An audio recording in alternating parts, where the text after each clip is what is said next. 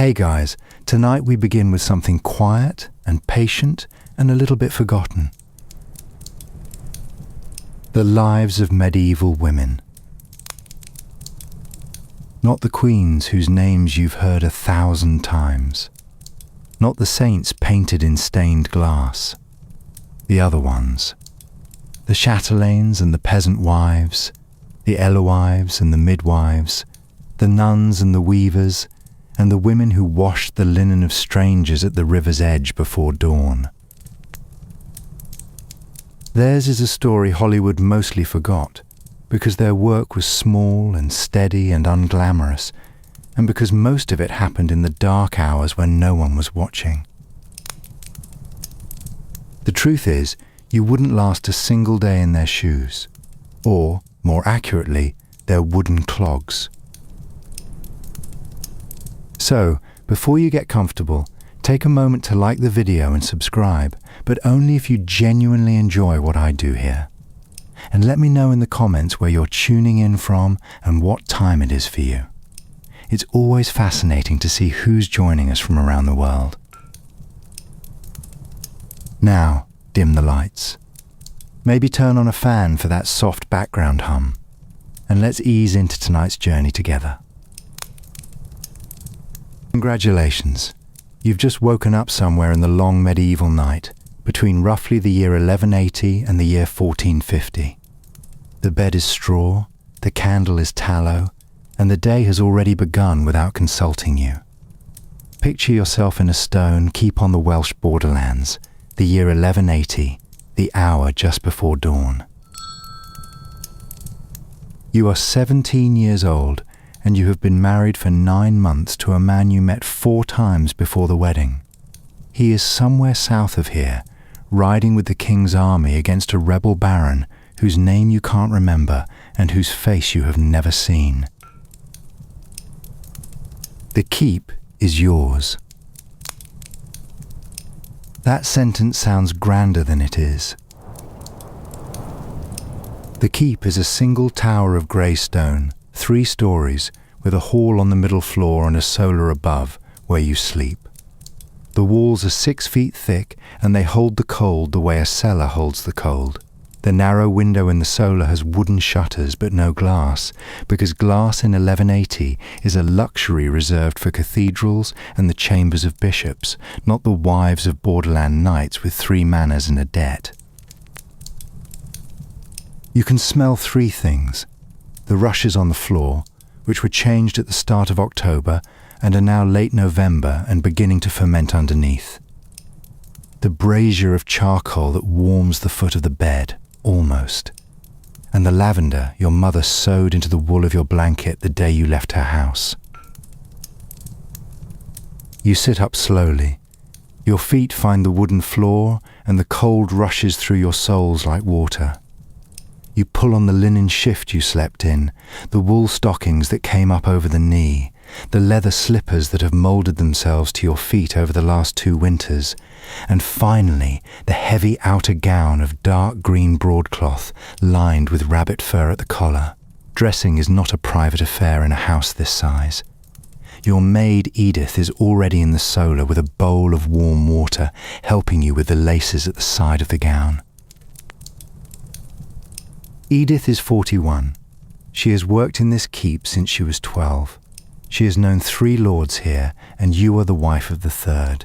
She does not say much. She doesn't have to. The way she holds the lace tells you what she thinks of the morning. Today she thinks the morning is going to be a difficult one. You wash your face from the bowl. The water is the temperature of the chapel floor. That is to say, almost warm, in the way that things almost are in stone buildings in late November. You comb your hair with a comb of carved bone that has lost 2 teeth, both on the same side, in the same week, 3 years ago, and that your husband promised to replace and has not yet replaced. You twist your hair into a long single braid and wind it into the snood Edith holds out for you. There is no mirror. There will not be a real mirror in this keep until your grandson's wife brings one from Venice in the year 1231, by which time you will have been dead for 9 years. You descend the spiral stair, one hand on the iron rail your husband's grandfather had set into the wall. The hall below is already alive in the way a household of 50 people is always already alive by the time the lady comes down. The smoke from the central hearth has risen and pooled against the timbered ceiling and is now beginning the slow daily process of staining everything inside the keep just a little darker than it was yesterday. By modern standards, your morning would be considered a meeting. By 1180 standards, it is the running of a small business that happens to feed 60 people, produce its own cloth, brew its own ale, slaughter and salt its own meat, train its own soldiers, settle its own disputes, and is currently also responsible for keeping 40 acres of wheat from being trampled by the rebel baron's outriders who have been seen on the road 3 nights this week. There is no spreadsheet. There is no email. There is, by the standards of any modern business, definitely no human resources department. There is you and Edith, and a steward who cannot write, and a chaplain who can, and the patient daily memory of 40 servants who have been doing the same work for, in some cases, longer than you have been alive. The steward arrives first. He is a man called Robert who is paid in food and bed and 1 new tunic a year. He reports on the state of the granary, the count of the swine, the missing chicken. There is always a missing chicken, and the matter of the ploughman who has gone to his sister's wedding and not returned. You listen and you nod and you write nothing down because you cannot write, and neither can he. Memory in 1180 is the most important administrative technology in the household. Then the cook, then the head dairywoman, then the chaplain, who wants to know whether the lady will hear Mass before or after the bread is given out to the poor at the gate, because the chaplain has somewhere else to be. Then a girl from the village whose mother has sent her with a complaint about the miller. Then a man-at-arms who wants to know whether to ride south to look for your husband or wait 1 more day. Wait 1 more day, you tell him. He looks relieved. You are not. You eat a small early breakfast at the high table, a piece of dark rye bread, a slice of yesterday's cheese, a cup of small ale that is the temperature of the hall, which is to say cold but not unpleasant. You eat standing for the first half of the meal because there is a tenant at the side door with a question about the boundary stone between his strip and his brother's. You sit for the second half because the chaplain has come to read you the daily portion of the lives of the saints, which today is St. Catherine of Alexandria, and which you have heard before, but which is, by tradition, the ladies' reading at breakfast. The chaplain reads in Latin and then translates into the Anglo-Norman French that is the language of your household. You understand the French. You understand perhaps 1/3 of the Latin. You nod at the right places. The chaplain is a kind man. He does not test you. Mid-morning, you climb back up to the solar. There is weaving to do. The keep has a single great upright loom, taller than you are, set in the corner where the light falls cleanest through the narrow window.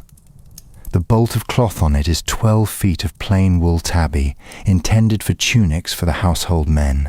You weave for an hour, throwing the shuttle and beating the weft tight with the wooden comb, and you don't think about your husband at all, because thinking about him is not productive, and the cloth is. Edith joins you and they spin. There is no chair back to lean against. Your back has hurt for 9 months in a way that you have stopped mentioning. By modern standards, this is repetitive strain injury combined with mild postural collapse from a body that has been growing into adulthood inside a corseted gown and an upright loom since the age of 12. By 1180 standards, This is just how a back feels when you are 17 and a lady. You go down to the inner ward at 11. The brewhouse is running. The dairywoman has set out the morning's milk in shallow pans for the cream to rise. 2 boys are unloading firewood from a cart at the gate, watched by the porter, who is older than the keep itself, and who has decided, several decades ago, that the only proper position for a porter is sitting on a 3-legged stool just inside the gatehouse with a small iron pot of beer at his feet. He nods at you. You nod at him.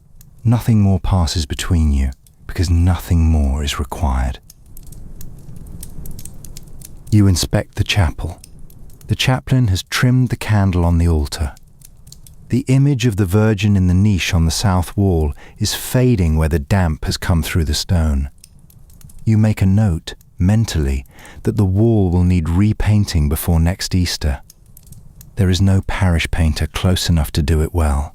You will have to send to Hereford, and the bishop's painter will charge in money, and the money is short. The midday meal is bread and a stew of leeks and salt pork, eaten at the high table in the hall, with the household watching. You eat with a knife and your fingers. There are no forks. Forks will arrive in England in roughly 400 years, and even then will be regarded for a long time as suspiciously Italian. There is wine, but it is sour, because the cask has been open too long, and the cellarer is hoping to finish it before the next barrel is broached. There is no coffee. There is no tea. There is no chocolate. There is no sugar. Sugar in 1180 is a medicinal substance kept in a small glazed pot in the apothecary's chest, used by the gram, costed by the gram. The bread itself is rye, dark, and definitely no white wheat loaves, because white wheat in this keep is for feast days and for guests. After the meal, you receive a messenger from your husband. He is alive. The campaign is going well. He will be home for the feast of St. Nicholas if the weather holds. You read his name on the seal because you can recognize it by shape, the way a child recognizes a beloved letter. The chaplain reads the rest of the letter aloud to you in private. He does this carefully because he knows you are listening for the things between the lines. There are no things between the lines today. The letter is just a letter. He is alive. He is well. He will be home for the feast. You walk the inner ward. You inspect the brewhouse. You stop at the chapel, and you kneel for a little while in front of the painted image of the Virgin that the chaplain has not yet had time to repaint this autumn. And you say a prayer that is also a kind of accounting, because in 1180 the saints are also a kind of administrative structure, and you have a household to manage, and Mary is the patroness of households. The afternoon turns. The light through the slit windows climbs the wall and then begins to descend on the other side. A pair of pigeons land on the ledge, and Edith claps her hands once, and they leave. A boy comes up from the gate with a man behind him. The man is the cotter from the upper strip. His name is Walter. He has 6 children and a wife who is the village's second best brewer. And the boy says he has come about the stone that his neighbour moved. You receive him in the hall. You sit. He stands, with his cap in his hand. He says his piece. You ask 3 questions. You give your judgment. The stone goes back where it was, and Walter and his neighbour share the cost of 2 oak posts to mark the new agreed line, and the matter is closed, and the next time it comes up, the manor court will fine both men. Walter bows. The boy bows. They leave. You think, briefly, about how easily that judgment could have gone the other way, and how much of being a lady is the cultivated art of going one way confidently and not the other. You think, briefly, about what it would be like to read. Your sister, the one your mother sent to the abbey at Romsey, has been learning Latin from the nuns. The thought sits in you like a small stone for a moment, neither bitter nor envious, simply present. Then you put it down, because there is the matter of the miller, and the matter of the ploughman who has not come back, and the matter of the rebel baron's outriders on the road. And you are 17, and you are the lady of this keep, and the household is waiting. By the time you come back to the solar in the dark, the candle has burned down 2 inches, and Edith has already brought up the warm stone for the bottom of the bed. You undress in the wavering yellow light. You think, again, about your husband, and you say a small prayer for him, and you climb into the bed, and the cold sheets receive you as if you were a stranger. Sleep comes, eventually. It is not the sleep of a young woman. It is the sleep of a household. Now picture yourself somewhere different. A village in the Cotswolds, the year 1247, the hour before the cock crows. You are 32, and you have been married for 16 years, and you have had 7 children, of whom 4 are still living. And you sleep at the edge of a straw mattress on a packed earth floor, with 3 of those children pressed against you for warmth. The 4th, the oldest, is 12, and he sleeps in the loft above the cow.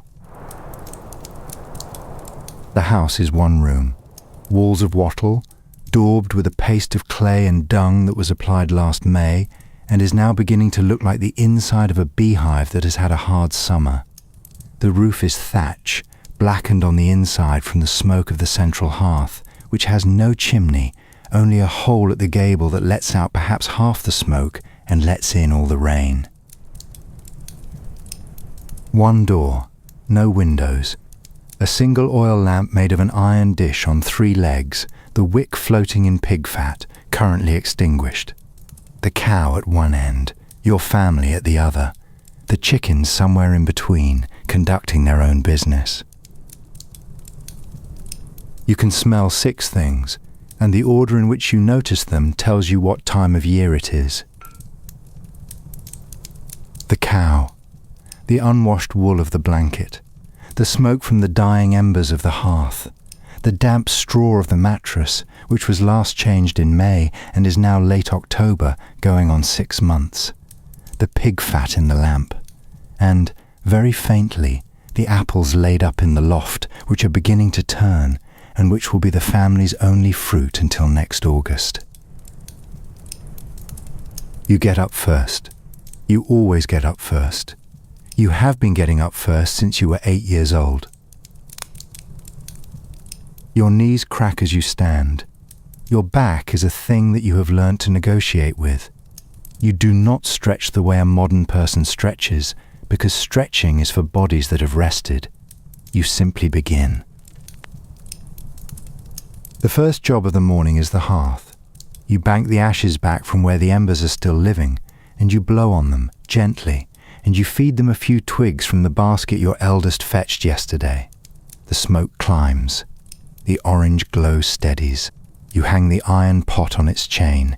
You ladle in water from the bucket Marjorie fetched at dusk last night, and you set about boiling the morning's pottage.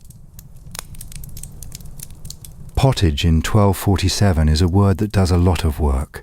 Today it is barley, and the last of the dried peas, with a slice of onion and a small piece of bacon that you have been carrying in the same pot, transformed each morning by reheating for 3 days. There is no salt this week. Salt has to be bought, and there has been no money for salt since the autumn rent.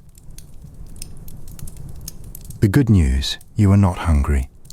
The bad news, you have not been hungry in the way modern people use that word for 16 years.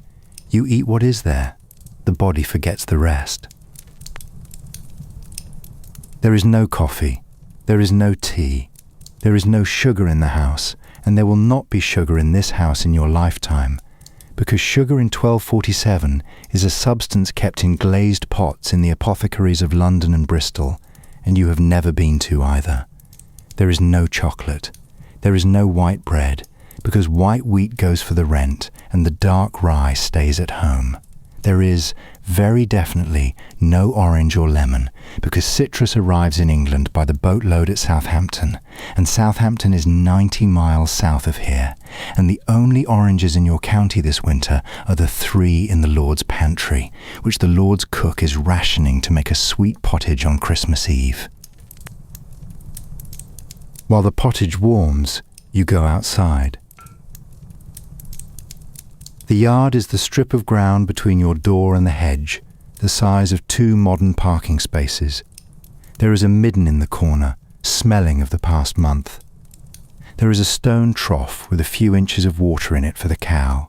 There is the kitchen garden, with the cabbages that survived the September frost, and the leeks, and the turnips, which are coming up undersized this year because the ground was wrong.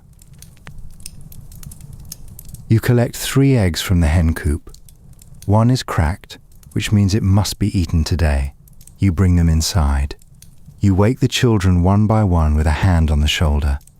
The 2 girls, 9 and 6, dress in the same linen smock they slept in, plus a wool overdress between them. The boy, 4, holds onto your skirt and complains in a small voice about something you cannot understand, and that does not require a response. The oldest comes down from the loft. He has slept badly because the cow snored. You eat the pottage standing up. There are no chairs. There is a single bench against the wall, and your husband, when he gets home tonight, will sit on it. By modern standards, this would be considered a hardship. By 1247 standards, this is a Tuesday. Your husband John is at the Lord's field today. He is a villein, which means he holds his strip of land in exchange for 3 days of labour a week on the Lord's demesne, plus various dues. Eggs at Easter, a hen at Christmas, the boon work at harvest. Today is one of his 3 days. He left an hour before you woke, with a hunk of bread and a cup of small beer in him, and he will not be back until just before dark. The rest of the morning belongs to you and the older girl. You walk the half-mile to the stream with 2 wooden buckets and a yoke, and you bring back the water for the day. You collect the cow from where she's been tethered on the common. You take the hen coop's straw out and lay new straw in. You scrape the floor of the byre because the cow's end of the house has filled up overnight, and you cannot stand the smell of your own home becoming worse than the smell of your own home was yesterday. On the way back from the stream, you meet the smith's wife coming the other way with her own yoke. She has heard about the miller's wife and her new baby. She has heard, also, that the bailiff is coming through the village in 3 days to count the autumn wool. She has heard that the priest's housekeeper has caught a chill. She tells you all 3 pieces of news in the space of 40 paces, and you tell her, in return, that the new lambs at your uncle's manor are weaker than last year's, and that your husband heard from the Lord's reeve that the king is dying again, by which is meant that the king is not in fact dying again, but that the rumour has reached the Lord's reeve, and so the rumour now exists. The smith's wife laughs once and continues on. You weed the kitchen garden. You patch your husband's tunic where the elbow has gone. You shell the dried peas for tomorrow's pottage, sitting on the doorstep with the bowl in your lap and the little ones playing in the dirt at your feet. You stand to feed the chickens. You sit to spin a few yards of wool on the drop spindle that hangs at your waist all day, because spinning is what your hands do when the rest of your body is busy with something else. By the end of the year, you will have spun enough thread for 2 new tunics. Almost. Mid-morning, the Alewife's daughter comes by with the news. The miller's wife has finally had her baby. A boy, alive, the mother weak but expected to live. The road past the wood was muddy. The Lord's bailiff has been seen in the village asking about the autumn's wool clip. The priest will hear confessions tomorrow after the noon mass. You receive each piece of news the way a modern person receives a notification, except that here the medium is a girl with a basket, and there is no scrolling, only listening. You feed the children at noon. Bread, cheese, the cracked egg fried in pig fat in the iron skillet over the hearth. The cheese is your own. The bread is from the village oven, baked by the baker's wife in exchange for a pat of butter and the use of your hen coop for 3 days last month. The egg is brand new. The afternoon is for the loom. It stands in the corner against the back wall. Not a great upright loom like the one in the keep on the Borderlands, but a smaller horizontal frame on which you weave the household's coarse wool tabby. You set the older girl to picking burrs out of the wool while you throw the shuttle. The little ones nap. The cow chews. The boy in the loft chases a wood pigeon out from under the eaves with a stick. The wind picks up in the afternoon. You go out twice to bring in things that should not be out. Once for the linen on the hedge. A single shift, the only piece of laundry you have done this week. Once for the eldest, who has been chasing the pigeon as far as the hedge and would, given enough time, follow it to the next county. You think about the 3 children who did not live. The first was born too early in 1233 and lived for 2 days, and was buried in the churchyard with no name because the priest had not yet had time to baptize him. The second was a girl who lived for 9 months and died in the great fever of 1237 that took 6 children in this village. The third was the daughter you lost 2 summers ago, who was 4 and who was your favourite, and whose name you still cannot say aloud easily, even now. You think these thoughts the way you weed the garden, briefly, without pausing the hands. By dusk, the pottage is on again. The bench is dragged closer to the hearth. John comes in. He smells of mud and the Lord's oxen. He sits. He eats. He says little. He is 28, and he has been working since he was 5, and the only words that he reliably uses at the end of a day at the Lord's field are the names of his children. You and John lie down on the same straw mattress that received you this morning, with 3 children pressed between you. The 4th is in the loft. The cow shuffles. The fire dies to coals. A mouse runs along the rafter and stops, considers, runs on. Outside, the wind moves through the orchard. An owl calls. The candle is not lit, because candles cost money. The room is the colour of the inside of a cupped hand. You sleep. And you sleep deeply, because the body that has carried water and food and a 4-year-old and a husband's hopes for 16 years sleeps the way that body always sleeps. It does not ask permission. It does not check the time. It simply puts itself down. Now we travel south and forward to a village in Kent in the year 1280. You are 44 and you are a widow, which in this century means you are also a businesswoman. You are an Alewife. The English drink ale the way modern people drink water, because the water is, by modern standards, lethal. Children drink small ale. Adults drink stronger ale. Monks drink twice as much as anyone, which is one of the great unspoken facts of the 13th century. And in your village, when the household ale runs out, which it does regularly, they come to your door.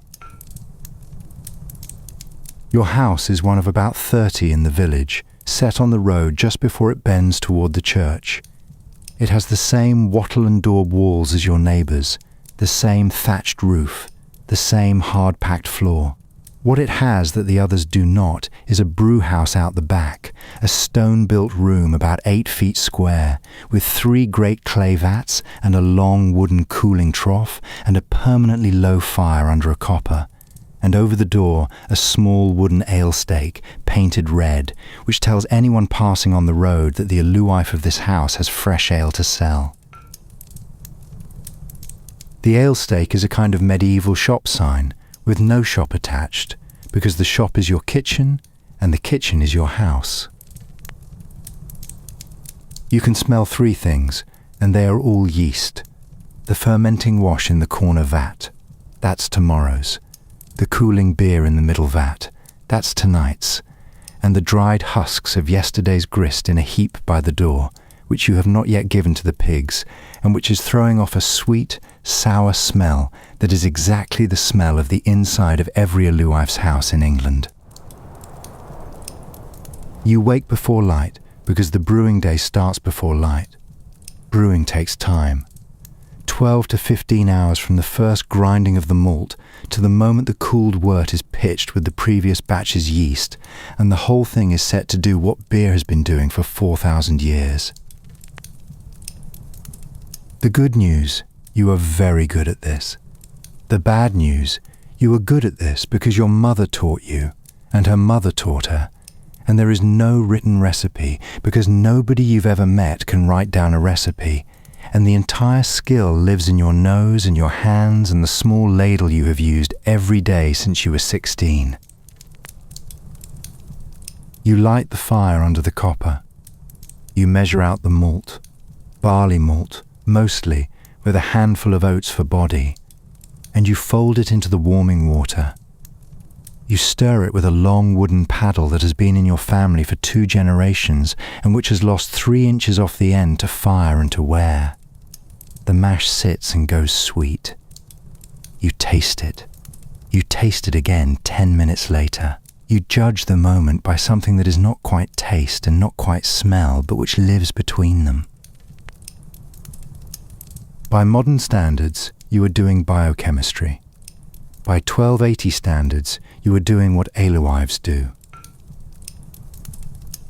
The malting itself happens in the smaller room behind the brewhouse. You spread the barley on a clean wooden floor at the end of harvest. You wet it. You turn it with a wooden rake twice a day, and you let it germinate for about 10 days, until the small white rootlets are about as long as the grain itself, and the kernel, when you bite into it, has gone milky and faintly sweet. Then you dry it over a low fire in a kiln shed at the end of the garden, which is itself a small thatched building that your husband built the year before he died. By modern standards, you are running a small chemistry laboratory at a season-spanning timeline. By 1280 standards, you are an Alewife who has malted her own. You rake out the spent grains and throw them in the yard for the pigs. You boil the sweet wort with a handful of dried gale leaves and a sprig of yarrow from the kitchen garden, because hops will not really arrive in England for another 200 years, and you are still in the older tradition where the bitter comes from whatever the garden gives you. The wort hisses. The fire burns down. You add a single log. While the boil runs, you turn to the rest of the house. You sweep the floor. You bring in the wood. You feed the chickens. You take a wool tunic that needs mending and you sit on the doorstep with the needle in the late October sun and you mend. By mid-morning the village is awake. The first customer is the smith's wife, who needs a gallon for the smith's midday meal. She comes with her own jug. You pour.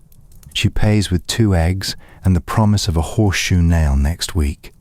You write nothing down. You remember. By noon, 3 more customers. A boy from the manor with a tall pitcher sent by the bailiff for his afternoon.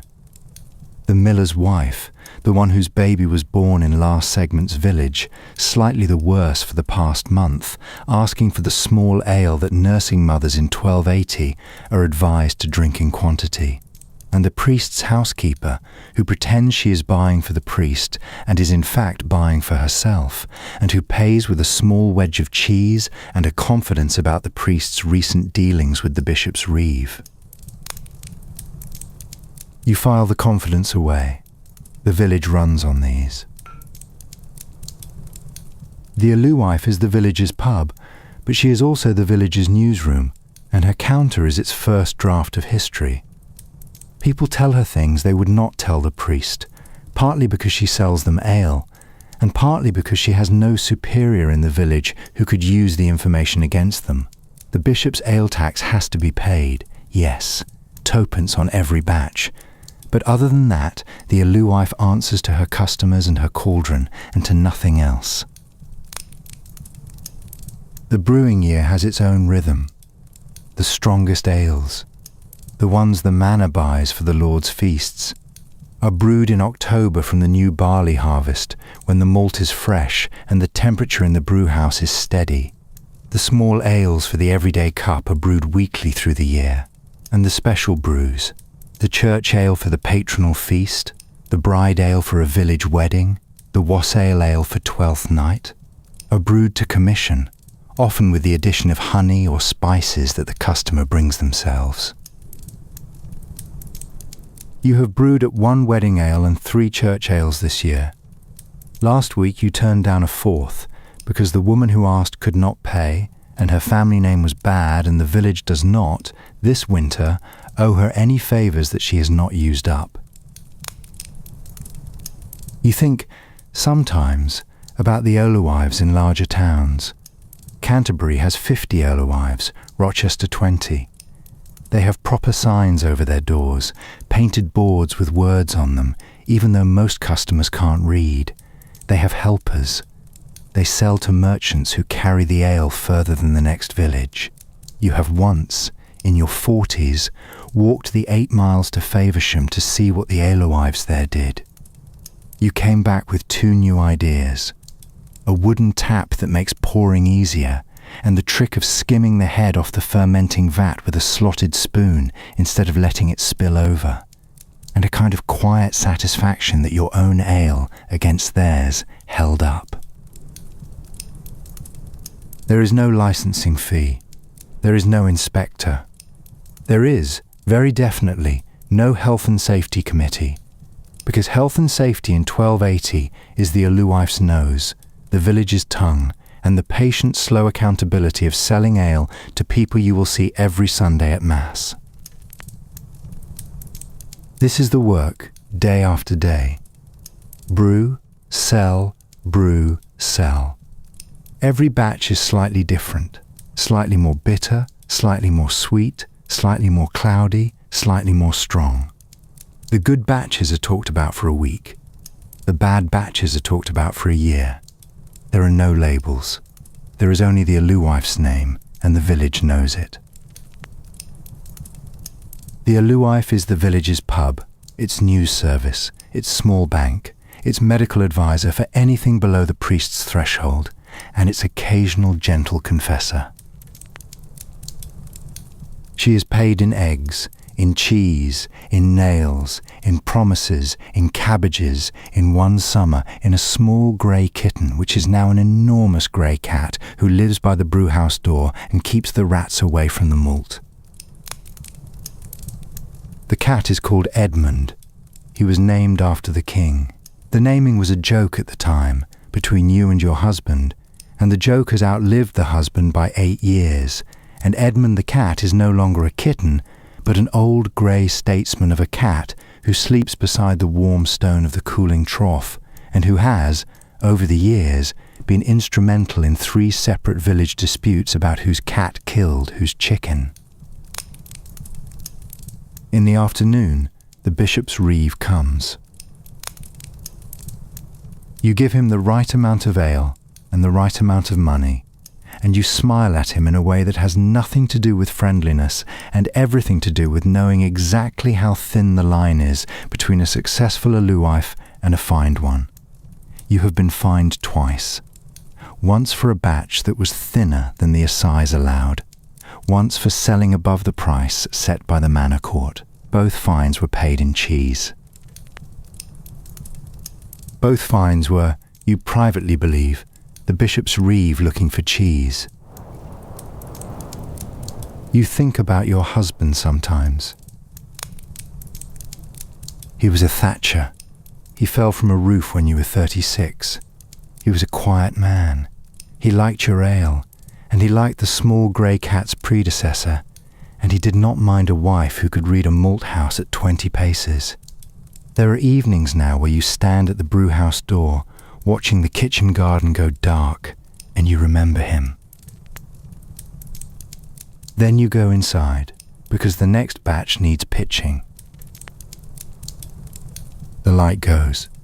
The customers thin. The shutters of the ale-stake door go up. Edmund the cat curls into the warm spot by the cooling trough. You eat bread, cheese, a slice of ham, a half cup of the day's best batch, standing at the brewhouse door, watching the road. You bank the fire. You set the next morning's malt to soak.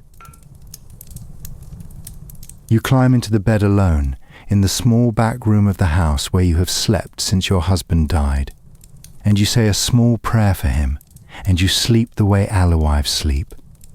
Light, near the surface, ready to wake at the sound of a customer at the door before dawn.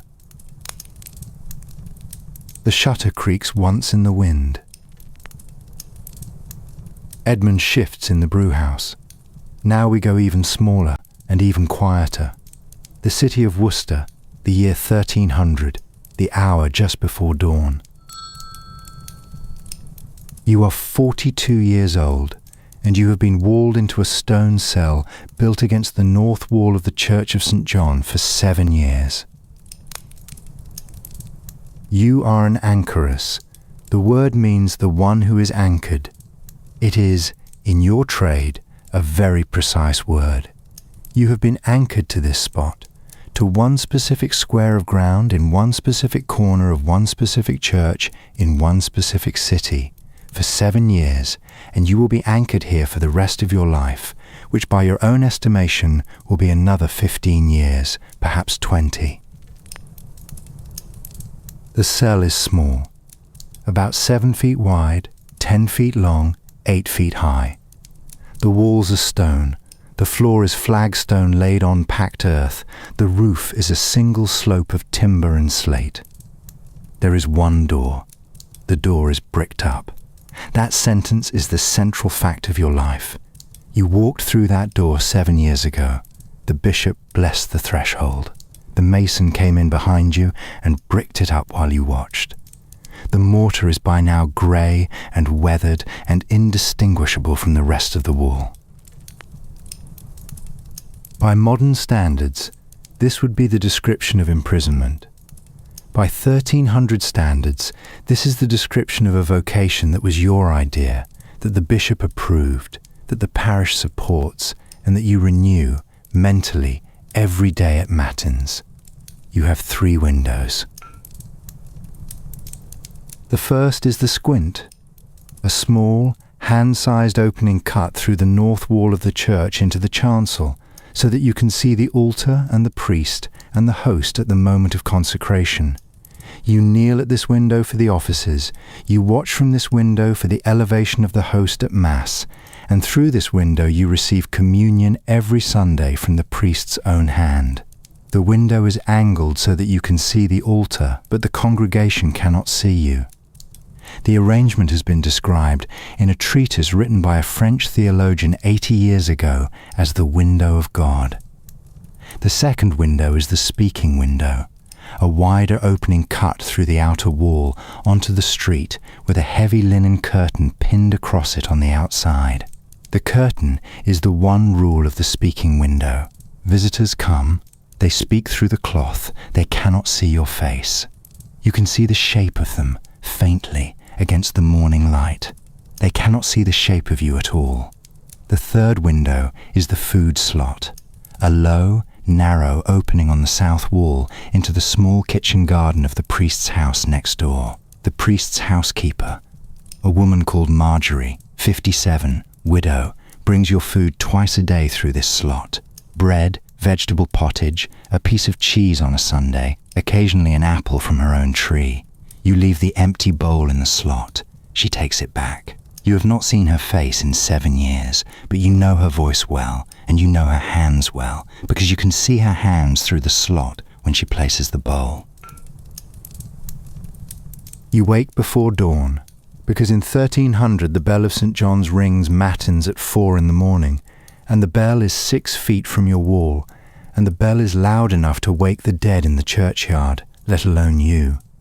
You sit up on the wooden pallet that is your bed. The pallet has a straw mattress, a wool blanket, and a small linen pillow. You pull on your wool habit. the same simple habit you have worn for 7 years, which you mend once a year with thread the priest provides, and which the bishop replaces every 5 years. You pull on the leather sandals that you wear only inside the cell, because you do not walk outside, and the floor is cold. You go to the squint. You kneel. You watch the candles being lit. The priest enters. The chant begins. You sing along, quietly, from your side of the wall. The parish in the chancel does not hear you. The priest in the chancel knows you are there. By modern standards, this is the strangest devotional arrangement in any organized religion. By 1300 standards, this is the Anchoritic tradition, which has been alive in England for at least 300 years and which will produce, 40 years from now, the woman in the next county. Norwich, who will be called Julian, who will receive her visions in a cell exactly like this one, and who will write them down, and who will be read for the next 800 years. You have heard, vaguely, of other anchoresses in other cities. You have never met one. You will never meet one. You return to the centre of the cell. You eat your morning portion, a piece of dark bread, a cup of water, a small wedge of cheese, that Marjorie has brought through the slot while you were at the squint. You eat sitting on the floor with your back against the cool stone of the wall, because the pallet is for sleeping and the cell has no chair. Then you work. The work of an anchoress in 1300 is, by external view, 3 things: prayer, embroidery, and counsel. The prayer is constant. The full Latin Psalter, 150 psalms, recited each week. The 8 daily offices, specific prayers for specific people, asked for through the speaking window. You hold, in your memory, the names of about 70 people whose intentions you pray for daily. The bishop, the priest of St. John's, Marjorie, Marjorie's 3 grown children, the mayor of Worcester, the wool merchant who pays for your stipend, the widow who lost her son in last year's fever, the young woman in the cathedral close whose marriage is unhappy, a list that grows by a name or 2 each month, and that you sometimes have to trim because the human memory holds only so many. The embroidery is the second thing. You sew a single garment a year, a chasuble for the cathedral, in the heavy gold and crimson thread the cathedral provides through the speaking window in small bundles. You sew for 3 to 4 hours a day, sitting cross-legged in the patch of light from the speaking window. The chasuble you are working on now is for the new Bishop of Worcester. It will be finished by Easter. You have been embroidering chasubles for the cathedral for 6 years. The third thing is counsel. People come to the speaking window. They come irregularly, not every day, but most days, and sometimes several in a day. They speak quietly through the linen curtain. You listen. You answer when you have an answer. You pray with them when they ask for prayer.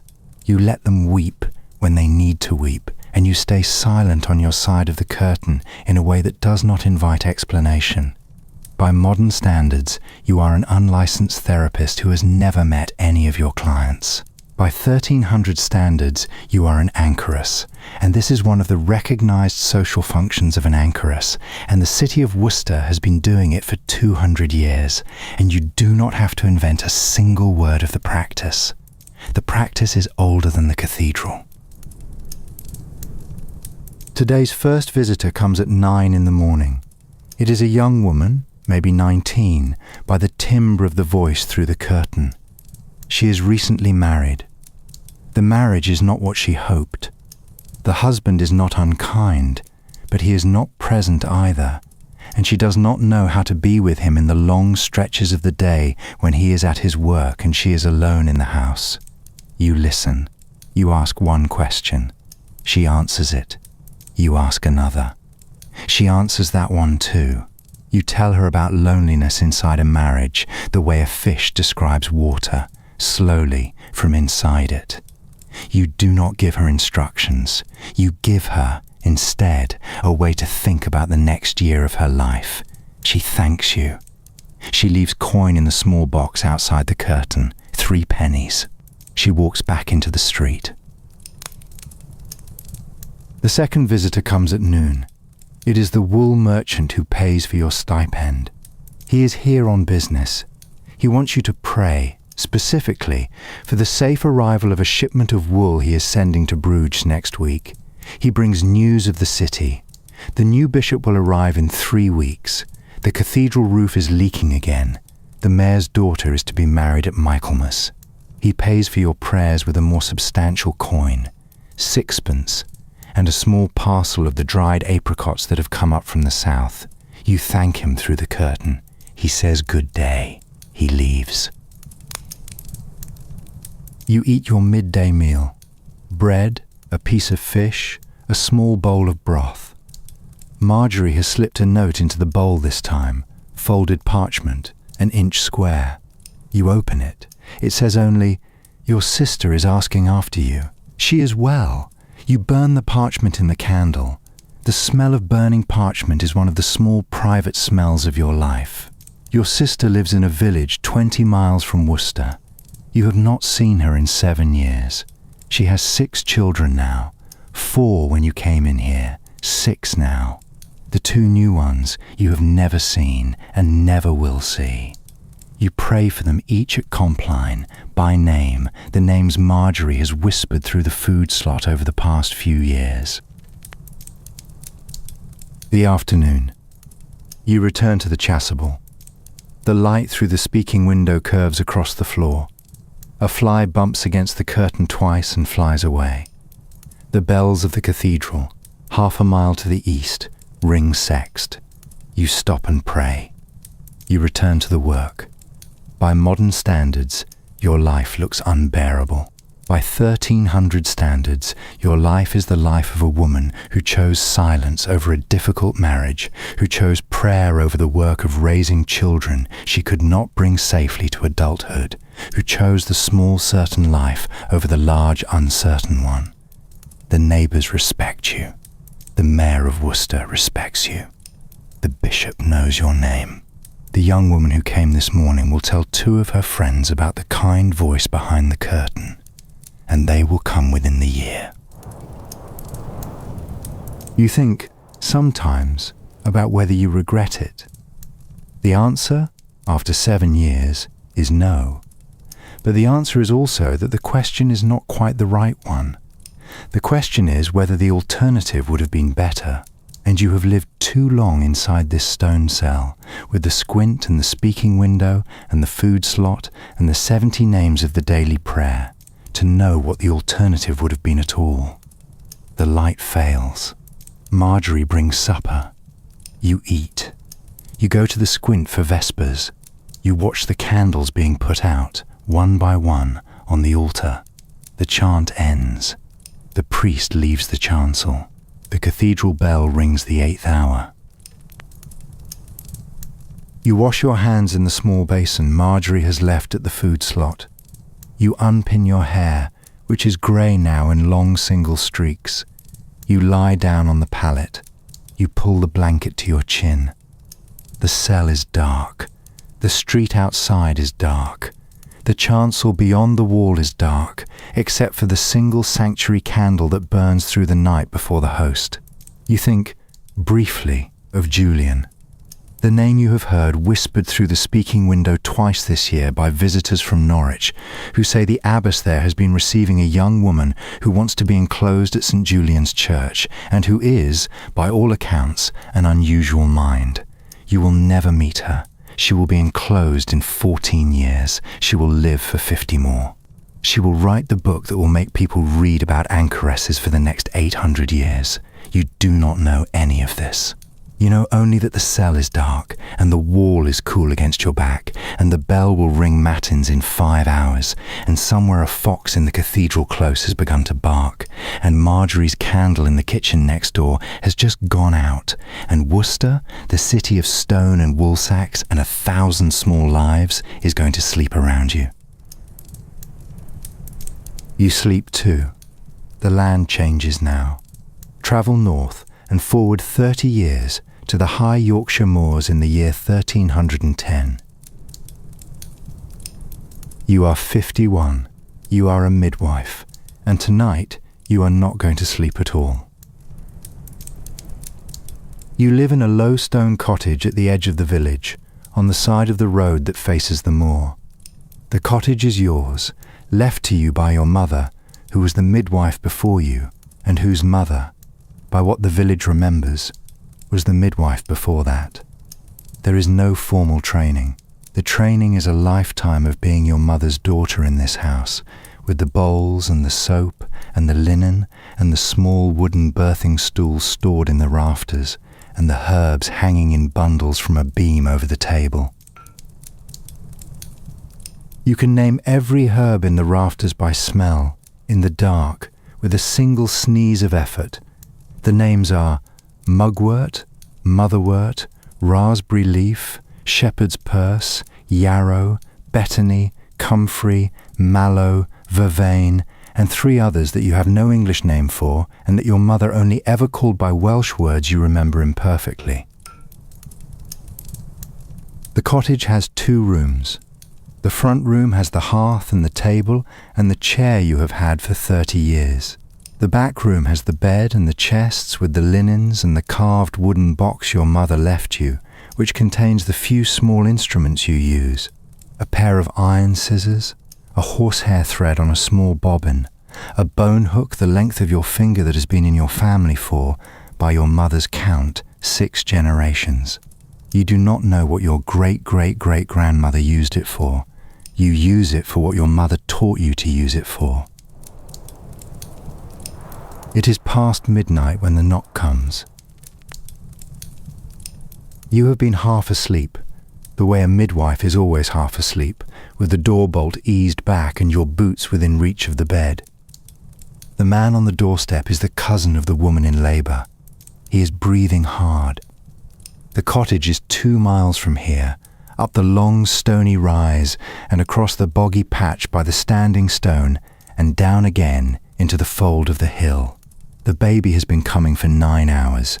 The woman is tired. They sent for the priest 2 hours ago and for you 1 hour ago, because in this village in 1310 the priest is called first and the midwife is called when the priest's prayers have done what they can. You pull on your wool gown, your good boots, the heavy cloak with the deep hood. You take your basket, the linens, the soap, a small dense round of soap you have made yourself from ash and tallow, more precious than gold tonight, the small flask of strong wine, the leather wallet of dried herbs, the wooden birthing stool that comes apart into 3 pieces and travels strapped across your back. You take the lantern. You step into the night. The good news, the moon is up. The bad news, there are clouds, and the moon will be gone within the hour, and the road across the moor will be the road you can find under your boots and not the road you can see in front of you. You and the cousin walk. He does not speak. You do not speak. The midwife and the cousin of a woman in labour have nothing useful to say to each other on the road, and they both know it. The moor at 1 in the morning in 1310 is the closest a human being can come to the experience of being on another planet without leaving England. There is no light other than your lantern and the failing moon. There is no sound other than the wind, which moves across the heather in a continuous low hush, and the occasional small startled cry of a sheep, and once the bark of a fox somewhere to the east. The wind picks at your cloak. The hood blows back. You pull it forward again. You pass the standing stone at the halfway mark. The stone is older than anyone, including the chronicles.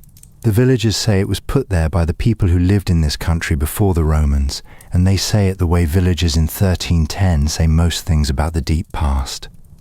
Half belief, half shrug, no chronology, but a great deal of respect for things that have been in place since before your grandfather's grandfather was born. You do not stop. You touch the stone, briefly, with one gloved hand, the way midwives crossing the moor at 1 a.m. have done for a long time. The bog past the stone is bad tonight. You feel the give of the peat under your right boot and you step left.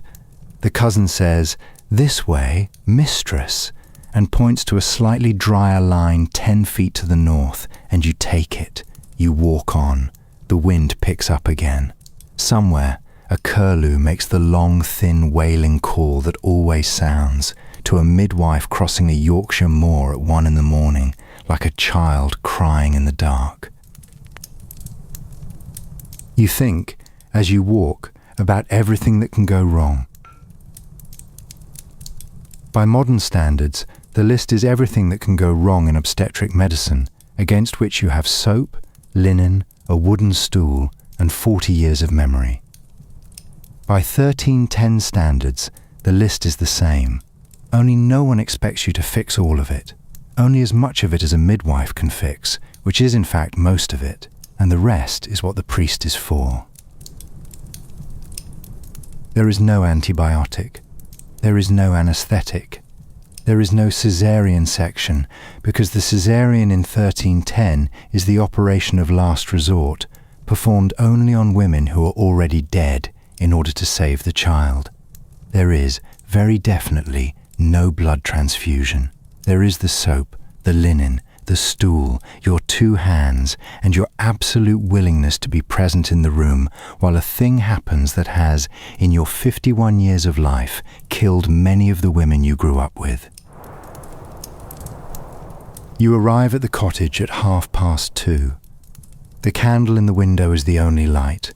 The door opens before you knock. The cousin's wife is waiting on the step. The priest is sitting at the table, drinking water, looking exhausted. He nods to you and rises and steps outside, because midwives and priests in 1310 share the work, but they do not share the room. The woman is on the bed against the wall. She is 24.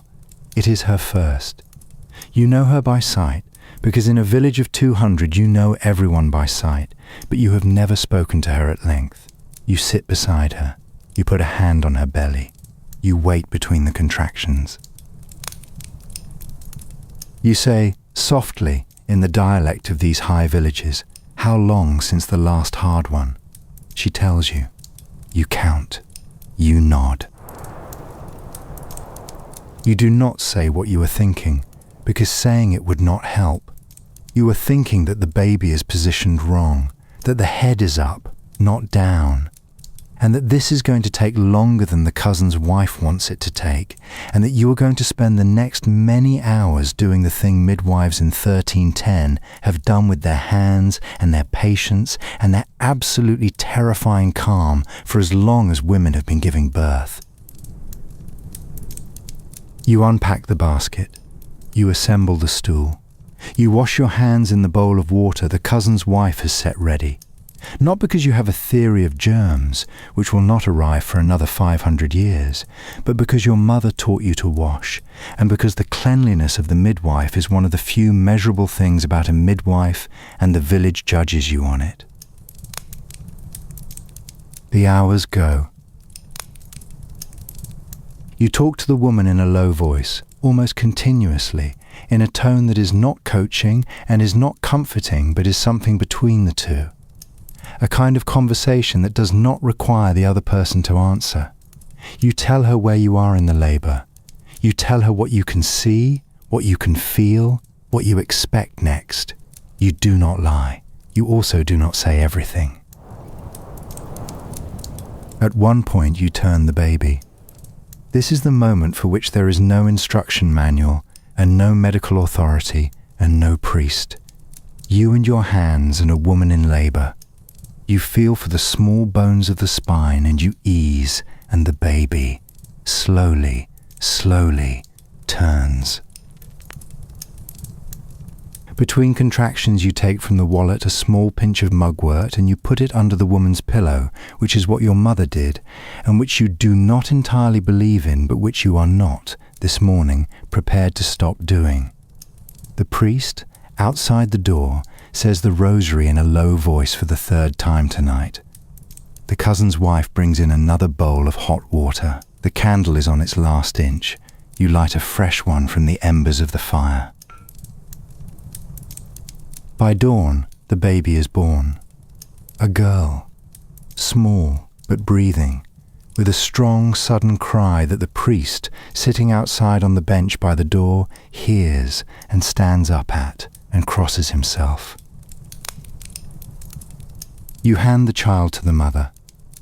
You manage the rest, which is mess, and stitching with a horsehair thread you carry coiled in a small bone tube, and the cleaning and the slow rebuilding of the room from a place where a body has been broken open into a place where a body can begin to heal. You drink a cup of small ale that the cousin's wife brings you. You eat a piece of bread. You walk back across the moor in the early daylight, the lantern out, the wind down, the heather wet with dew that has frosted and unfrozen in the past hour. The midwife is the village's surgeon, its nurse, its priest in the moments the priest can't enter, and its first defence against the kind of dying that comes for women in childbirth more often than anyone in modern life can comfortably picture. She is paid in bread, in a chicken, in a small length of cloth, in a basket of apples, and in the slow, steady knowledge that the next time a baby is coming wrong in a cottage 2 miles up the moor at 1 a.m, they will send for her, and she will go. On the way back you stop, once, at the standing stone, and you rest your hand on it for longer this time, because the long ride out and the long night and the small girl, alive in her mother's arms when you left, are sitting in you the way the cold of the moor sits in the stone. The first early lark begins, somewhere high up over the heather. The wind drops to almost nothing. The colour comes back into the world, slowly, the way it always does. You reach your own door at 8 a.m. The cottage smells, faintly, of the herbs in the rafters and the bread you set rising before you went to bed. You take off your cloak. You take off your boots. You lie down on top of the blanket, fully dressed, and you sleep for 4 hours, the deep, dreamless sleep of someone who has done the work that the world quietly relies on, and whose name the village will know for one more generation, until the next midwife is taught by her, in the same room, with the same bowls and the same soap and the same wooden stool. Now we go indoors. The Abbey of Wherwell, Hampshire, the year 1340, the hour just before matins. You are 29, and you have been a Benedictine nun for 13 years, and your bed is a wooden plank in a cell shared with 4 other women, and your day has 8 separate parts, each one bracketed by prayer. You wake at 2 a.m, because the bell in the cloister tower wakes you, because the bell has been ringing nuns awake at 2 a.m. since the abbey was founded in the late 9th century, and because in 1340 it has not yet occurred to anyone with the authority to change this, that 2 a.m. is an unkind hour. You sit up. The cell is dark and very cold. There are no fires inside any building of the abbey except the kitchen and the infirmary. The plank you sleep on has a thin straw mattress and a single rough blanket, and underneath you sleeps an oak board polished by 13 years of you. You pull on the rough wool habit, the dark grey-brown of unbleached wool dyed once a year with a weak walnut bath, the same habit you have worn for 3 years and that you will mend before Christmas. You pull on the leather sandals over wool stockings. You step into the corridor. The other women in the cell are also rising. There is no speaking. There has been no speaking inside this building since 7 o'clock last night, and there will be no speaking inside this building until 5 o'clock this morning, and only then in the chapter house, on specific subjects, in specific phrases. The rule of silence in 1340 is one of the most physically present facts of a nun's life. It is the air she breathes between the words of the officers.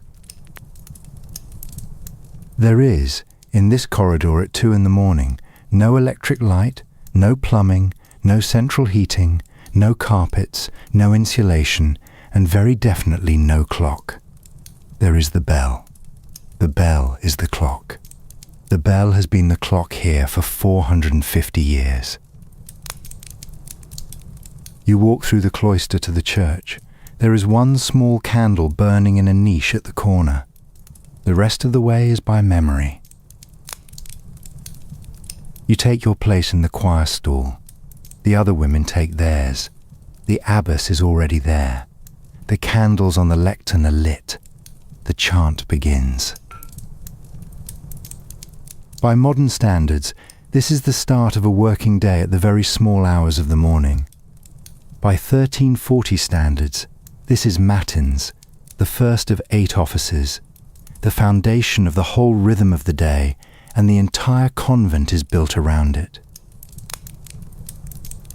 The chant is the deep low chant of the Latin Psalter, sung in unison with 2 notes per line and a held breath at every 4th verse.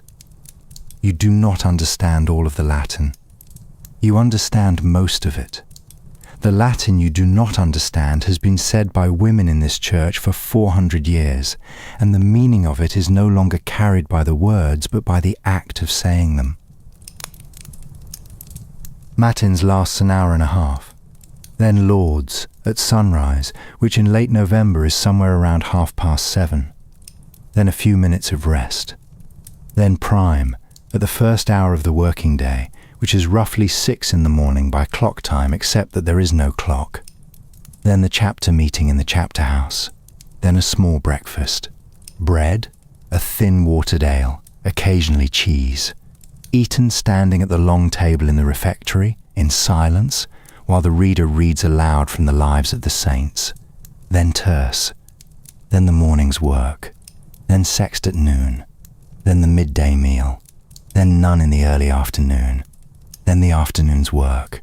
Then vespers as the light fails. Then a small supper. Then compline. Then the great silence again. 8 offices in 24 hours. The whole day is woven around them like wool around a shuttle. Your work, between the offices, is the scriptorium. You are one of 3 nuns in the abbey who can copy. The other 2 are older. Sister Cecilia, who taught you, and Sister Edith, who is a slow, careful copyist, but who is, this year, beginning to lose her sight. You sit at the sloped wooden desk by the window. The window has glass, small panes of greenish glass set in lead, because the abbey is wealthy enough for glass, and the scriptorium is the room they put the glass in. The light comes through cool and watery and usable. You copy psalters. You copy books of hours. You copy, very occasionally, a saint's life that the abbess has commissioned. The work is slow. A psalter takes 9 months. A book of hours takes a year and a half. The illumination, the small painted initials, the gold leaf borders, is done by Sister Cecilia, because Cecilia's hand for that is the steadiest in the abbey, and because Cecilia has 30 years of practice on you. You do the text. The ink you use is oak gall. Boiled oak galls mixed with iron and a little gum arabic and a drop of vinegar. You make it yourself, in small batches, in a copper pot in the corner of the scriptorium. The smell of fresh oak gall ink is one of the smells of your adult life. It will be the smell of your adult life for, you think, another 25 or 30 years, and then someone else will be making it in this corner, and the smell will continue. The parchment is calfskin, prepared by a man in the village who has been preparing parchment for the abbey for 30 years and who delivers a fresh stack every 6 weeks. You score the lines with a hard point and a wooden rule. You sharpen the quill with the small penknife that hangs at your waist on a cord. You write. You sharpen. You write. The light fails by mid-afternoon in November. You light a single candle. You write on. By modern standards, you are a copy machine. By 1340 standards, you are one of the most highly skilled workers in any building within a day's ride of this abbey. In the afternoon, between sext and nun, you sometimes work on the infirmary's account book, the only practical record-keeping the convent maintains, because the infirmary serves not just the nuns, but also a small handful of guests and the local poor who come to the gate for medicine. The book lists, in your hand, the patients of the last 12 months, what was given to each, and what was paid in return, though usually nothing is paid, because charity is the rule. You like this work. It is the closest your day comes to ordinary world news. Old Hannah from the village had a winter cough that you treated with thyme, honey and elderberry. The blacksmith's apprentice cut his hand on a tooth of his master's anvil and was given a poultice of comfrey. A traveller arrived in March with a fever, was given a bed for 2 nights, and walked on south the 3rd morning, healed enough. The chapter meeting at 5 in the morning is the convent's parliament. The abbess presides. The senior nuns speak first. Decisions are taken on the running of the estate. The manor at Cholderton has 30 tenants, and their rents come in twice a year, and one of them this autumn cannot pay in full. The chapter decides he will pay half this year and 3/4 next, and the loss is absorbed. Other matters: the gate to the orchard, which a storm last week has loosened, and which the abbey carpenter has been instructed to fix. The novice from York, who is 2 months in, and who is finding the rule of silence harder than the rule of fasting. The visit of the bishop's archdeacon in late January, for which the kitchen will need to plan 2 days of better meals than usual. You stop at Sext for the next office. You eat the midday meal: vegetables, bread, a small piece of fish on a Friday, never meat in this convent. You return to the desk for the afternoon. The bells go. You stop for none. You return. You stop for vespers. You return. The light fails. The candles are lit. The work goes on. You stop for compline. Then bed. The day is not exactly pleasant, but it is exactly ordered. There is no clock ticking, no humming refrigerator, no neighbour's television muttering through the wall. There is the bell. There is the chant. There is the slow, steady scratch of the quill on the prepared parchment, and the smell of the oak gall ink, and the cool light through the green glass, and the silence that runs underneath everything like the slow current of an underground river. You think, sometimes, about the world outside. You have not been past the Abbey gate in 8 years. The last time you went out was to your father's funeral, which was held at the parish church a mile down the road, and which you attended with 2 other nuns and the abbess, all 4 of you in your habits, walking in single file along the lane, with the late spring hedgerows on either side, and the birds doing what birds do, which is to be unbothered by either grief or rule. You remember the smell of the hedgerow that day. Hawthorn flower. You remember it the way some people remember a face. You think also about your sister, who married a wool merchant in Salisbury, and who, by what your aunt's last letter said, has 4 children now, and a house with a separate kitchen and 3 servants. You do not envy her exactly. You think about her the way you think about the hawthorn flower, as one of the possible shapes a life could have taken, and that yours did not. By modern standards, your life looks small. By 1340 standards, your life is the life of a woman who reads, who writes, who chants in Latin, who has a place at a table set with linen and silver candlesticks every Easter Sunday, who has authority over the novices and a vote in the chapter and a seat in the church that has been hers since she was 16. The peasant wife from 2 segments ago will live and die without ever holding a book. You will hold a book every day of your life. The bell rings for compline. You set down the quill. You blow on the page, gently, to dry the last line. You cap the inkwell. You walk back through the cloister to the church. The other women are already in their stalls. The candles flicker. The chant begins. And after compline, the great silence again, until matins. You walk back to the cell. You take off the sandals, not the habit. You lie down on the plank. The other women lie down on theirs. The cell is dark.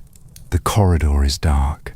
The whole abbey is dark, except for the single candle in the chapel that burns through the night in front of the host, and that will burn through the next night, and the night after that, and every night until the abbey is dissolved by Thomas Cromwell in 1539.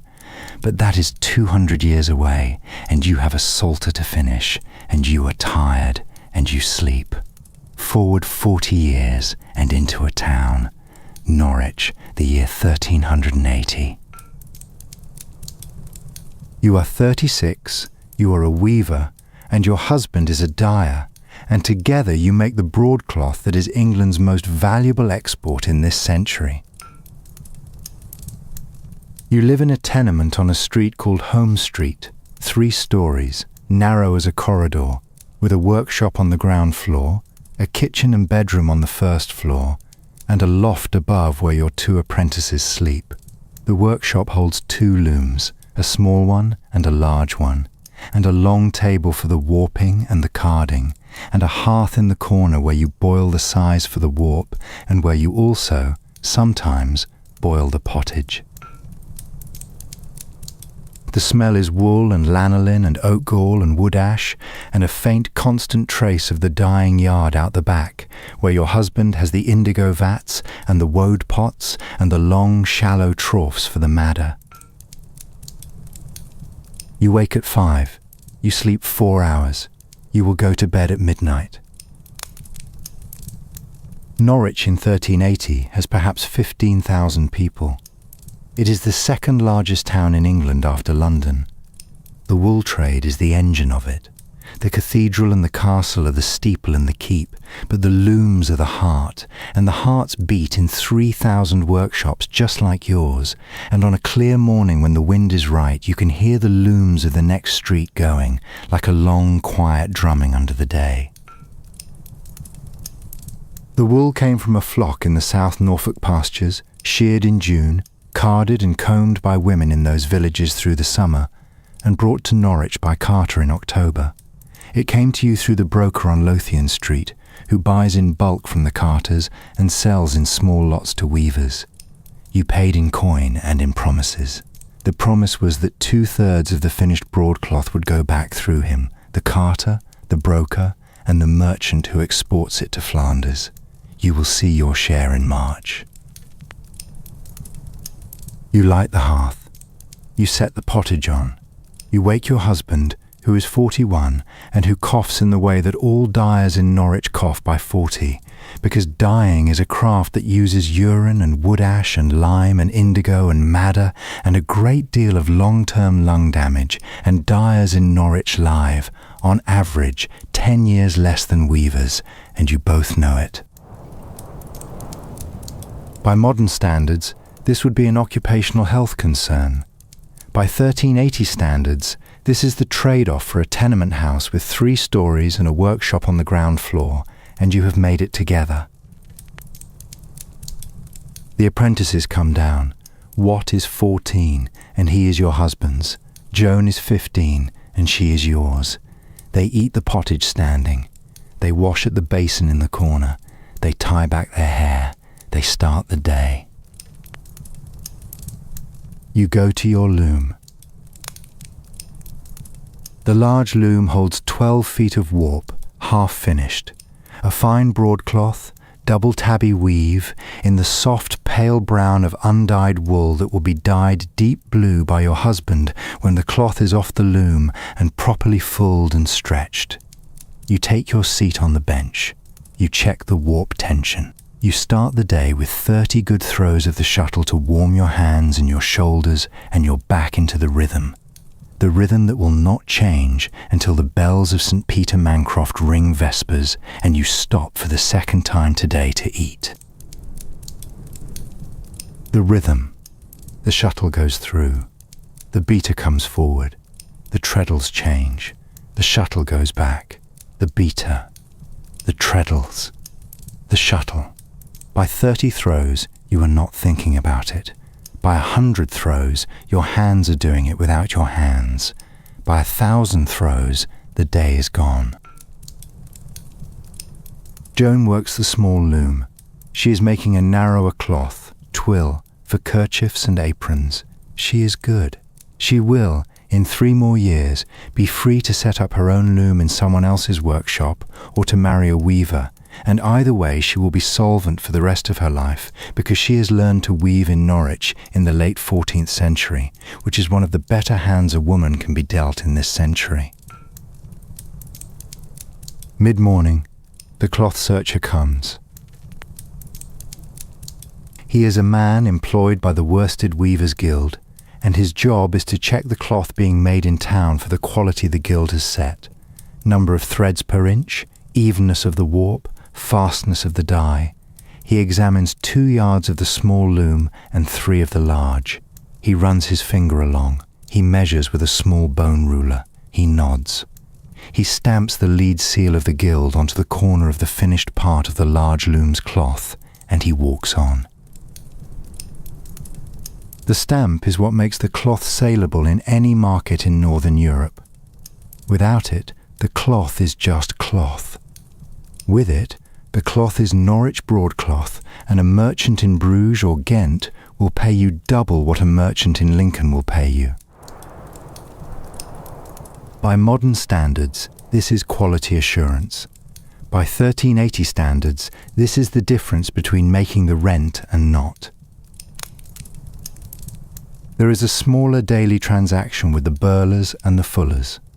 The burlers, usually older women, often widows of weavers, come twice a week to pick burrs and snags out of cloth coming off your loom. 2 pennies for a day's work, plus a midday meal. They sit at the long table, 3 or 4 of them in a row, with small iron tweezers and a candle close, and they speak quietly to each other in the slow voice that women use when their hands are busy and their thoughts are private. The fullers, who full the cloth at the mill on the river, are men. Their work is loud and wet and physical. They charge by the yard. You see them rarely, mostly through the foreman who collects from your door. You think, sometimes, about the wool itself. The sheep on the Norfolk pastures, and the women who carded and combed it in the villages, and the carter who brought it. The whole chain of women's work that sits behind the bolt of cloth on your loom. You will, this year, weave about 120 yards of broadcloth. That number, multiplied by the perhaps 3,000 workshops in Norwich, is roughly the engine of the kingdom's foreign earnings, and nobody outside Norwich knows your name. You break at noon. Bread, cheese, a slice of ham.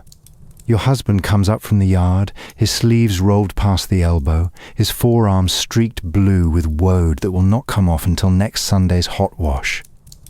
He sits. He eats. He coughs. He drinks a long swallow of small ale, and then he goes back down. The dyeing yarn yard out the back is, by modern standards, definitely no place a modern person would willingly spend an afternoon. The smell. Old urine collected from the public privies, wood ash, lime, fermenting madder, fermenting woad, is, in summer, biblical. In November, the cold cuts it.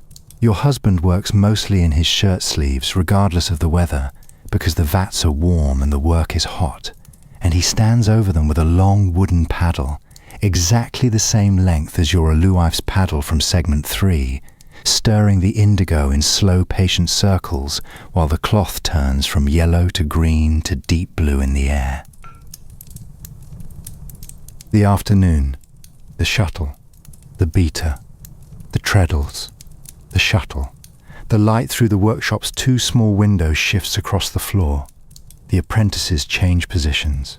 Joan takes the large loom for an hour, you take the small one. You both stretch the muscles that are different at each station, the way modern weavers know to do because of physiotherapy, the way you know to do because your mother told you and her mother told her.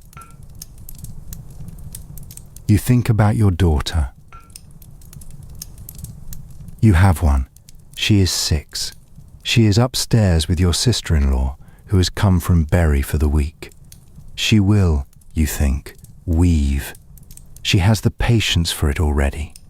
She also has a temper, which weaving will, over time, sand smooth in the way it sanded yours. At dusk, the cloth coming off the large loom is finished. You and Joan unroll it carefully onto the long table. You inspect every yard with a thin candle held close.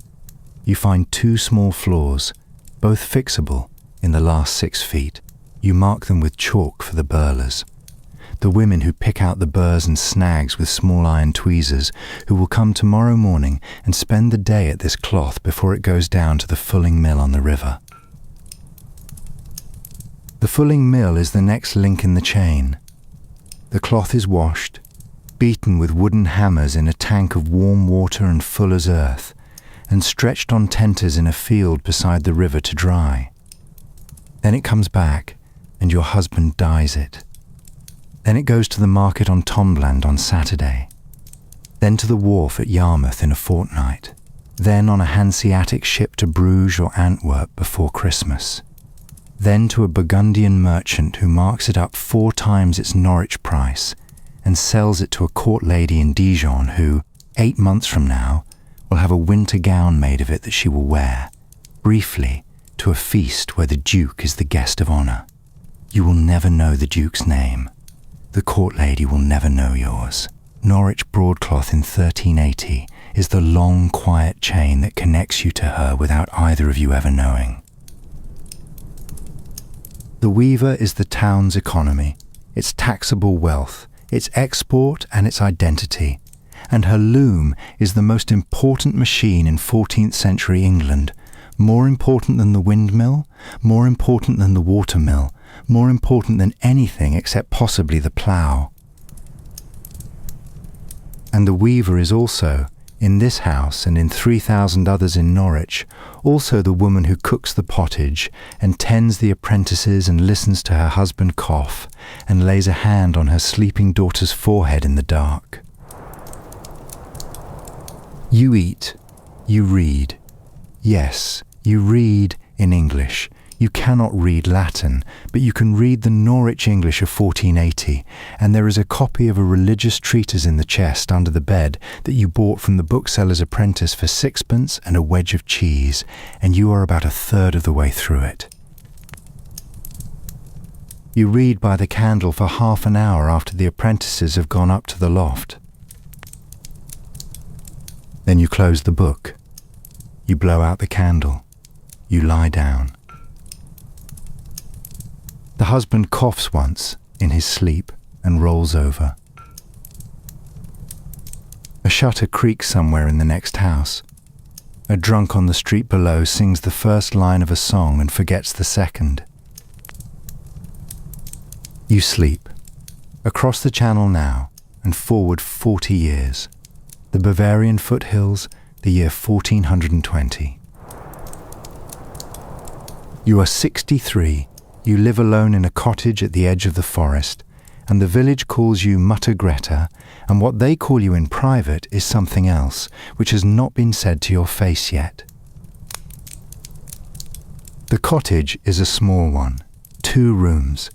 The front room has the hearth and the table and the chair you have had for 30 years. The back room has the bed and the chests. The roof is shingle.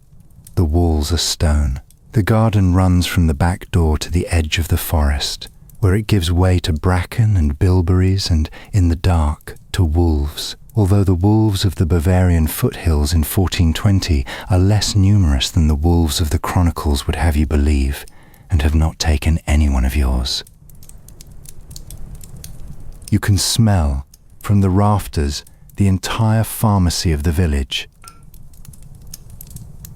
Yarrow for fevers, comfrey for broken bones, mugwort for difficult labours, coltsfoot for the cough that comes in February, vervain for nervous complaints, betony for headaches, rue for protection, garlic for protection, hyssop for protection, a small bundle of birch twigs tied with a red thread, which is for protection, and which your grandmother taught you to make in the second week of every May, when the birch is young enough and the thread is fresh. The garden is where most of the herbs come from. You planted it 41 years ago when you came to this cottage as a young woman, married to a woodcutter named Hans who died in the year of the Great Freeze, 12 years into your marriage. The garden has outlived him. Each spring you replant what needs replanting, and each summer you harvest what is ready, and each autumn you dry what will keep, and each winter you live off it. The bees, who you keep in a single straw skep at the back of the garden under the elder tree, get the rest.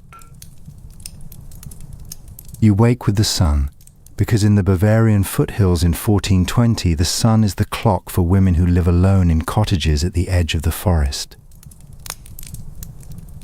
You light the hearth. You set on the small iron pot. You break the heel of yesterday's bread into the pot with a piece of soft cheese, and you eat. The first visitor comes at 9 in the morning. He is the smith's son, 14, with a hand that is swollen and red, and that has a splinter of forge metal deep in the palm. You sit him on the chair. You wash the hand in a basin of warm water and yarrow. You find the splinter with the tip of a small iron needle you have heated in the candle flame. You ease the splinter out. You pack the hole with a paste of comfrey and honey. You wrap it with a strip of clean linen.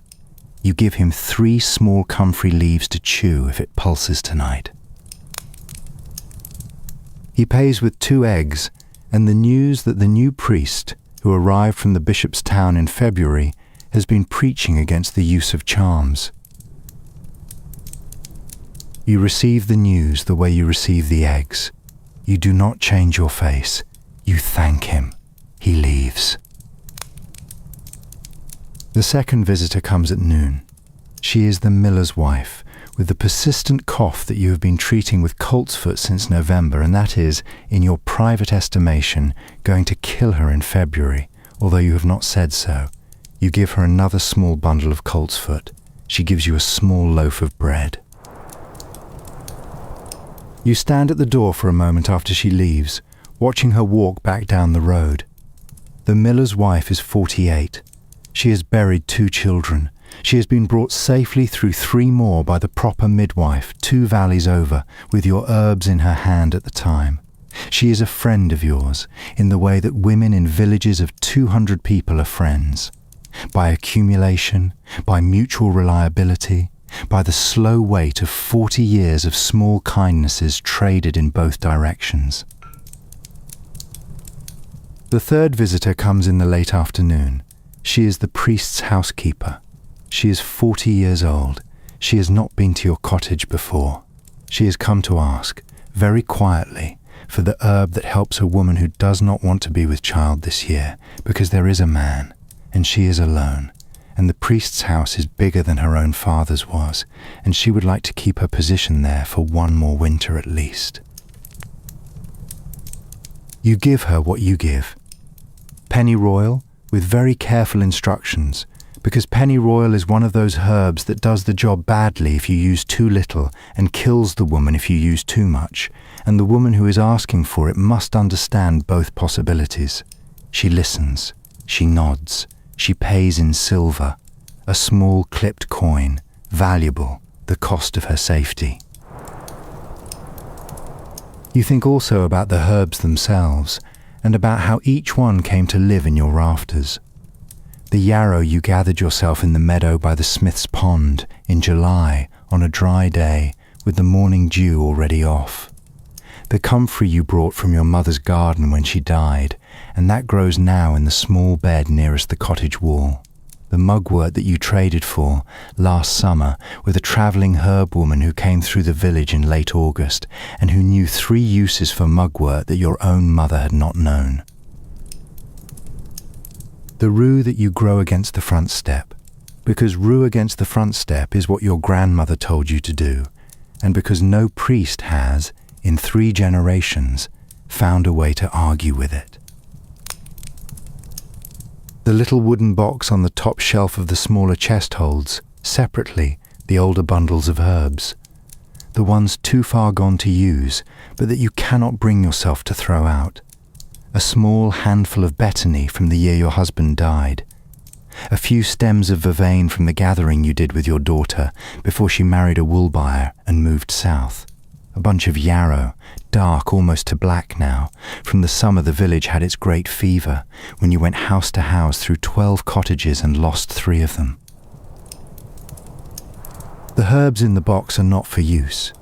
They are for remembering. They are why a wise woman in 1420 looks, to a casual visitor, as though she keeps too much old plant matter around. You think, after she leaves, about what you have just done. You think about the new priest. You think about the way the smith's son said the new priest's words. You think about the woman who came through this valley 3 years ago, who had been driven from her own village by a tribunal, whose name she could not say without crossing herself, and whom you had given a bed for 2 nights, and who had walked east into the mountains the next morning with a small bundle on her back. You think about how the years that come will be different from the years that have been. The 4th visitor comes at dusk. He is a boy of about 10, sent by the carpenter's family on the far side of the village. The carpenter's youngest has a fever that has been climbing all day. You take the small basket you keep ready for such errands: yarrow, vervain, a piece of clean linen, a small wooden cup, and you walk back with the boy along the road in the falling light. You spend an hour at the carpenter's house. You bathe the child's forehead. You give the mother the yarrow tea recipe and the vervain to be held in the hand to draw out the fear. You walk back alone, in the dark, the lantern lit, the wind moving in the furs at your shoulder. The wise woman is the village's doctor, its pharmacy, its veterinarian, its therapist, its midwife when the proper midwife is 2 valleys over, its family planning service, and its small, quiet repository of the knowledge that the church does not write down and that the books in the abbey scriptoriums never copied. She is paid in eggs, in bread, in silver, in stories, in the slow accumulating debt of a village that comes to her door at all hours and that owes her, collectively, more than it could pay if she ever called it in. She is also, in 1420, beginning to be a category that has a different name in the priest's vocabulary.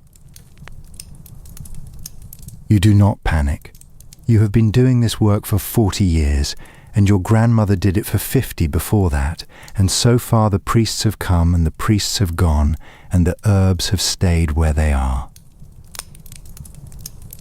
But you do, this evening, take down the small bundle of birch twigs from the rafter and put it deeper into the chest, where it will not be seen by a casual visitor.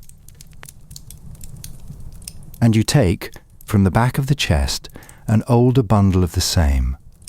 Older, smaller, tied with a thread that is more black than red. And you put it in your apron pocket, because in the small Bavarian villages in 1420 there are certain charms that women carry on their bodies, and that they renew without telling anyone, even themselves. You eat your supper. Bread, cheese, a small piece of dried sausage. You drink a cup of cold water from the well. You go out, once, before dark, to the edge of the garden where the path to the forest begins, and you stand for a moment, listening. The wind moves in the firs. A fox calls. You go back inside. You bank the fire. You bolt the door. You sit by the hearth for a long while with the candle burning low and the small black-threaded bundle in your apron pocket, and you think about the new priest, and you think about what it is, exactly, that women like you have been doing in cottages like this for the 800 years since the empire fell, and how long it will be possible to keep doing it. Then you blow out the candle. You climb into the bed. The wind picks up. The cottage creaks. You sleep lightly on your back, with one hand resting over the apron pocket where the bundle is, the way a mother sleeps with a hand on her child. Last segment. London, the year 1450. The Thames is grey and very cold, and the sky over the river is just beginning to lighten. You are 26, and you are a laundress, and you wash, for money, the linen of the houses of merchants and minor lords who can afford to send their dirty sheets out instead of having their own servants boil them in the backyard. You live in a single room above a tavern in Southwark, on the south side of the river, 2 minutes from London Bridge if you run, 10 if you walk. You share the room with your sister, who is 20, and who is also a laundress, and who is, this morning, still asleep on the straw mattress in the corner, because she worked until midnight on a wedding house's table linens and has earned the extra hour. You have not earned it. You go out at 4. The room smells of 3 things. The damp wool of the dresses you and your sister hang on the back of the door at night. The cooking smoke that comes up through the floor from the tavern's kitchen, which never goes out. And the lie. The lie that has soaked into the linen of your apron and your skirt and your hands, and that, in the right light, makes your knuckles look like the knuckles of an old woman, although you are only 26. You pull on the layers, the linen shift, the wool kirtle, the leather boots that are too big and that you have stuffed with rag, the heavy wool cloak that was your mother's, and that smells, faintly, of her, although she has been dead for 11 years. You shoulder the basket. The basket holds the morning's clean linen, 6 sheets, 4 shirts, 2 altar cloths for the Church of St. Olave, that you washed and dried yesterday and that are due back this morning. You also carry, slung across your back, the long wooden battledore, the flat paddle that is the laundress's hammer and her trademark, and the small clay jar of soft soap that you carry on a cord at your waist. You go down the stairs. You step into the street.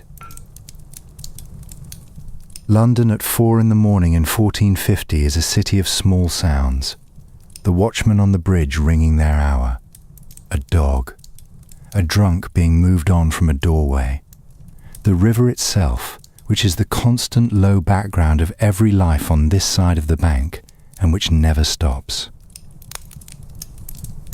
You walk to the bridge. You cross. You go down the long flight of stone stairs on the north side to the river's edge, where the laundress's stones are. The bridge at 4 in the morning is one of the strangest places in the city. 2 stories of shops built along its length, dark now. The shutters of the haberdasher and the cordwainer and the small jeweller are all closed, the houses above them dark too. The road across the bridge is the only public space in London where the buildings overhead nearly meet above your head. The wind, when it comes off the river, channels along it in a long cold tube. You pull the cloak around you. You walk on. The laundress's stones are a row of flat slabs set into the foreshore at high tide, exposed at low tide, where for 200 years women have come to wash. There are 8 of you this morning, in the slow grey light, with your baskets and your battledores and your soap jars, and the river running beside you cold enough to crack a finger. The good news, the river is clean enough to wash linen in. The bad news, the river is the river, and the upstream of this stretch contains the kitchens of 300 houses, the tanneries of Southwark, the public latrines of London Bridge, and the slaughterhouses of Smithfield in roughly that order of unpleasantness. You do not think about this. You have not thought about this since you were 16. You unpack the basket. You take out today's dirty linen, 5 sheets and a tablecloth from a merchant's house on Thames Street, given to you at dusk yesterday. You wet each piece in the river. You lay it on the flat stone. You spread the soft soap on the dirtiest patches with 2 fingers. You take up the battledore. You beat. The battledore makes a flat, hollow sound against the wet linen. 8 battledores on 8 stones in the gathering grey morning. The Thames runs grey beside you. The bridge above you creaks. The first carts of the day rumble across, the carters calling to each other. You beat, you rinse, you wring, you spread on the bank to start drying, you move to the next piece. By modern standards, you are doing the work of a washing machine using a wooden paddle and the river that runs through London. By 1450 standards, you are doing what laundresses have done in cities since cities began. There is no detergent. There is no bleach in a bottle. There is no machine. There is, very definitely, no hot water. You wash in the river, which in November is the temperature of January, and there is no glove that would last more than one morning. The hours go. The light comes up. The Thames warms to a thin, pale grey-green. The other laundresses talk, in low voices, between the beats. Anne is going to be married in February. Joan's son has the cough. Marjorie's husband has lost another job. The widow at the far end, who never speaks, has a bruise on her cheek that nobody has asked about. You listen. You speak rarely. You finish the sheets. You wring them out in pairs, hands at one end, hands at the other, twisting until the water runs out of them in a clear stream. You drape them on the wall above the stairs to drip dry while you start the tablecloth. Anne is 22 and she is marrying a baker's journeyman who lives 2 streets in from the bridge. The wedding is at St. Olave's. The marriage will, by what Anne expects and what you privately doubt, get her off the river. She has been washing on these stones since she was 13. Joan is 30. Her son is 6 and has the cough that all of the Southwark children have in November, and that, for half of them, becomes the cough that the Wisewoman's coltsfoot can't fix. She does not say so. You do not either. At 8 in the morning, the first delivery.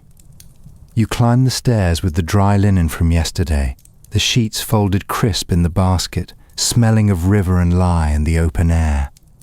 You walk to Thames Street. You knock at the back door of the merchant's house. The cook receives the linen, counts it, hands you 4 pennies and a piece of buttered bread. You eat the bread standing on the kitchen step. You walk back to the stairs. Thames Street at 8 in the morning is fully awake. The carters with their loads of fish from the docks at Billingsgate. The apprentices running errands for the goldsmiths and the mercers.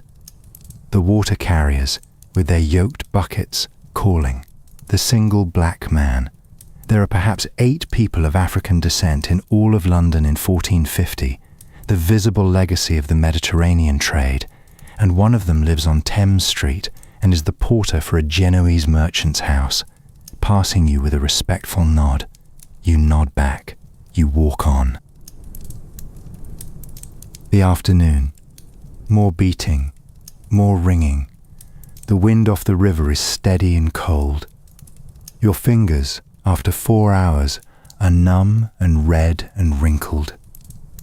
Your back is past mentioning.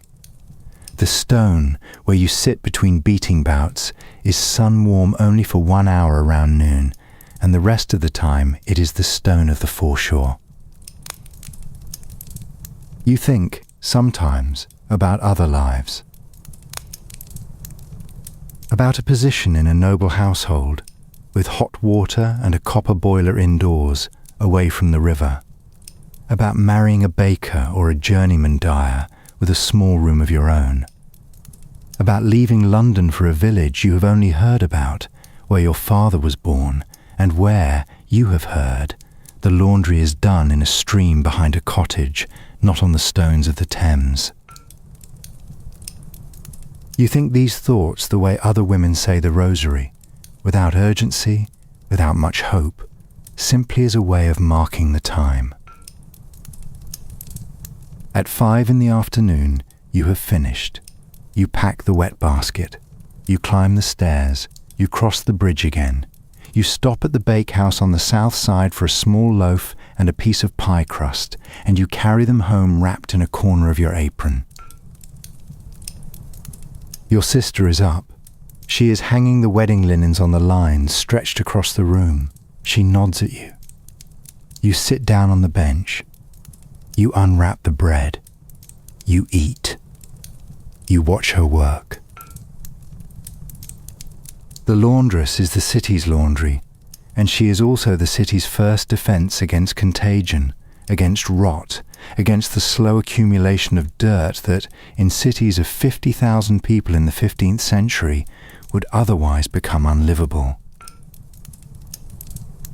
She is paid in pennies, in bread, in cast-off clothes, in a bowl of pottage left at the back door of a house when she comes for the next week's linen.